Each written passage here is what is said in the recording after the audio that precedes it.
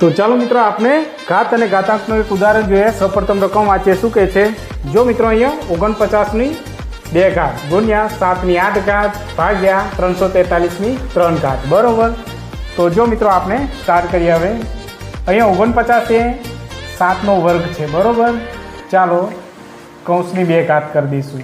અહીંયા 7 ની 8 ઘાત ભાગ્યા અહીંયા જો મિત્રો 343 એ 7 નો ઘન છે બरोबर। तो આપણે 7 નો ઘન કરીશું અને આખા કૌંસની 3 ઘાત કરીશું।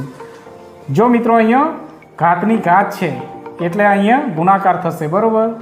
તો અહીંયા 2 દુ 4 થશે બરોબર ગુણ્યા અહીંયા 7 ની 8 ઘાત ભાગ્યા અહીંયા પણ જો મિત્રો ઘાતની ઘાત છે એટલે ગુણાકાર થશે 3 તરી 9 બરોબર। તો ચલો મિત્રો આપણે આ બાજુથી ગણીએ તોય ચાલશે, આ બાજુથી ગણશું તો ચાલશે બરોબર। તો આપણે આ બાજુથી સરખો જવાબ આવશે બरोबर।